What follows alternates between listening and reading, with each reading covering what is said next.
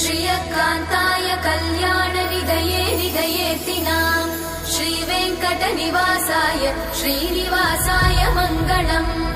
लक्ष्मी सविभ्रमालोकसुभ्रूविभ्रमचक्षुषे चक्षुषे सर्वलोकानां वेङ्कटेशाय मङ्गलम्।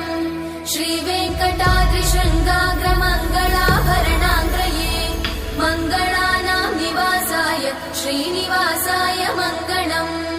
सर्वावयव सौन्दर्य सम्पदा सर्वचेतसां सदा सम्मोहनायास्तु वेङ्कटेशाय मङ्गलम्। नित्याय निरवध्याय सत्यानन्दचिदात्मने सर्वान्तरात्मने श्रीमद् वेङ्कटेशाय मङ्गलम्। स्वतः सर्वविदे सर्वशक्तये सर्वशेषिने सुलभाय सुशीलाय वेङ्कटेशाय मङ्गलम्।